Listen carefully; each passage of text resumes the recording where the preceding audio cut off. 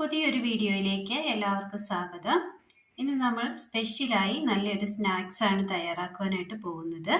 അതിനായിട്ട് ഉരുളക്കിഴങ്ങ് ക്ലീൻ ചെയ്തതിന് ശേഷം ചെറുതായി അരിഞ്ഞെടുത്തത്, ബീൻസ്, സബോള, തക്കാളി, പച്ചമുളക്, എണ്ണ, മൈദ.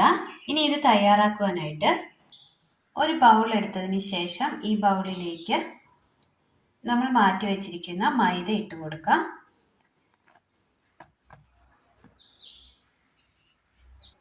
ഒരൽപ്പം ഉപ്പ്, എണ്ണ,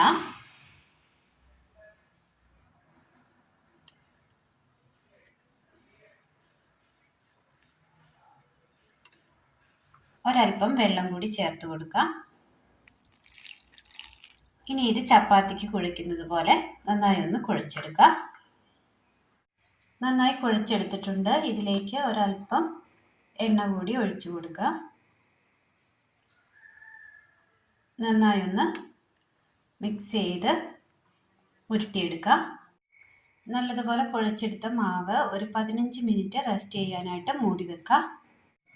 അടുപ്പത്തൊരു പാത്രം വെച്ച് കൊടുത്ത് അതിലേക്ക് അല്പം വെള്ളം ഒഴിച്ചു കൊടുക്കാം.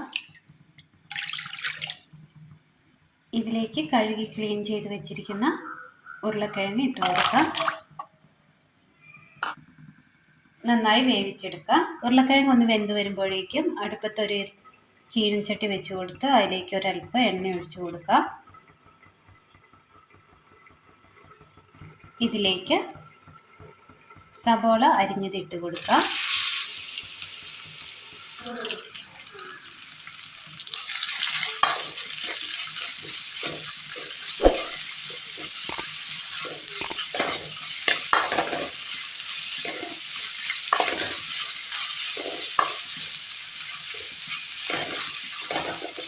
സബോള ഒന്ന് വഴറ്റിയെടുക്കാം.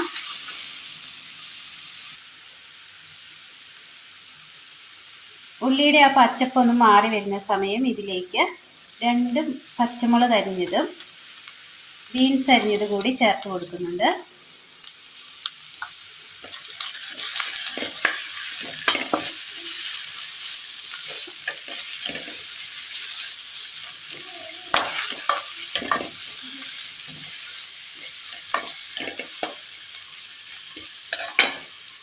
വേകുവാനായിട്ട് വെച്ച് കൊടുത്ത ഉരുളക്കിഴങ്ങിൻ്റെ കഷ്ണങ്ങൾ വെന്ത് കിട്ടിയിട്ടുണ്ട്. ഇതൊരു പാത്രത്തിലേക്ക് മാറ്റി വെക്കാം. സബോളയും ബീൻസും പച്ചമുളകും ചെറുതായി വാടി കിട്ടിയിട്ടുണ്ട്. ഒരുപാട് ചുമന്നിട്ടില്ല. ഇതൊരു പാത്രത്തിലേക്ക് കോരി മാറ്റി വെക്കാം.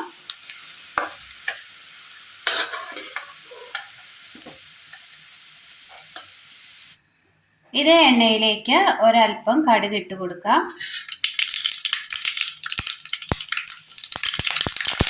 തക്കാളി അരിഞ്ഞത്, കറിവേപ്പില,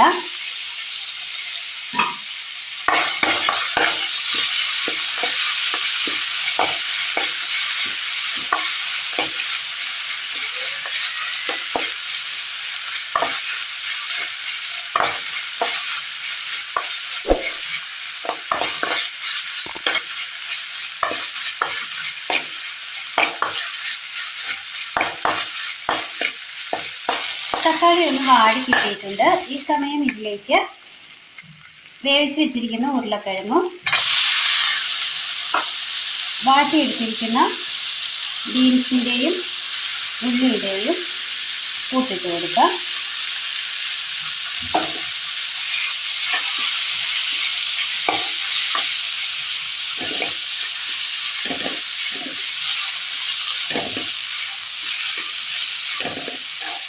നന്നായി ഇളക്കി കൊടുക്കാം. നന്നായി ഒന്ന് മിക്സ് ചെയ്തതിന് ശേഷം ഇതിലേക്ക് മല്ലിപ്പൊടി, മുളക് പൊടി, മഞ്ഞൾപ്പൊടി നന്നായി ഒന്ന് ഇളക്കി കൊടുക്കാം. ഇനി ഇതിലേക്ക് ഒരൽപ്പം ഉപ്പ് കൂടി ചേർത്ത് കൊടുക്കാം.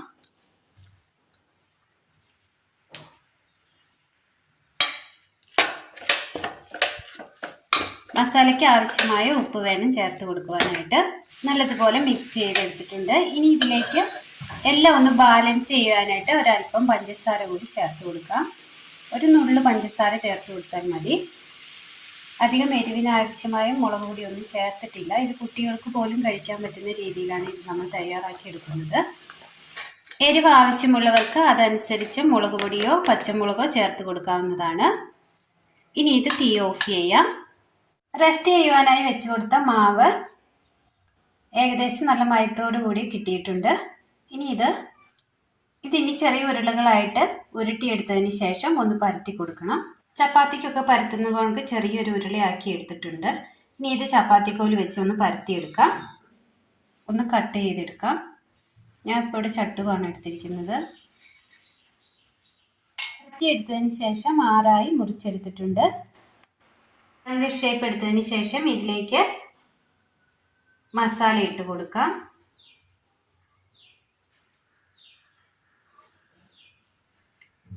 ഒരു ഭാഗം മടക്കി കൊടുക്കാം.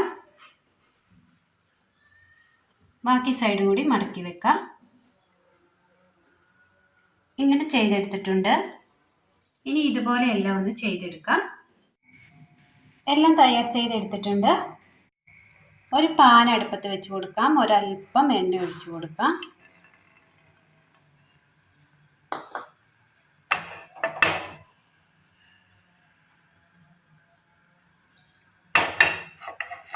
പാൻ ഒന്ന് ചൂടായി വരുന്ന സമയം ഇതിലേക്ക് നമ്മൾ തയ്യാർ ചെയ്ത് വെച്ചിരിക്കുന്ന കൂട്ട് വെച്ച് കൊടുക്കാം.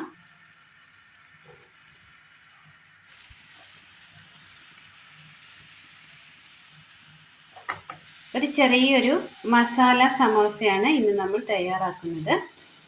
എല്ലാവർക്കും ചെയ്ത് നോക്കാവുന്നതാണ്. സിമ്പിളാണ്. ഇതിനായിട്ട് സമോസയുടെ ഷീറ്റൊന്നും ആവശ്യമില്ല. വീട്ടിൽ തന്നെ തയ്യാറാക്കി എടുക്കാവുന്നതാണ്. അതിനധികം എണ്ണയുടെ ചിലവും ആവശ്യമായി വരുന്നില്ല. ഒരു സൈഡ് വെന്തതിന് ശേഷം ഇത് മറിച്ചിട്ട് കൊടുക്കാം. ഇങ്ങനെ തന്നെ തയ്യാറാക്കണമെന്നൊന്നുമില്ല. ഇഷ്ടമുള്ള ഷേപ്പിൽ നമുക്ക് തയ്യാറാക്കി എടുക്കാവുന്നതാണ്. വളരെ സിമ്പിളാണ്. 4 മണി ചായക്കൊപ്പം കഴിക്കാൻ പറ്റിയ നല്ലൊരു സ്നാക്സ് ആണ്. ചെറിയ സമോസ മസാല സ്നാക്സ് ആണ് ഇന്ന് നമ്മൾ തയ്യാറാക്കിയത്. അപ്പോൾ ഇന്നത്തെ വീഡിയോ എല്ലാവർക്കും ഇഷ്ടമായി എന്ന് വിചാരിക്കുന്നു. ഇഷ്ടമായ ലൈക്ക് ചെയ്യാനും ഷെയർ ചെയ്യാനും സബ്സ്ക്രൈബ് ചെയ്യാനും മറക്കരുതേ. താങ്ക്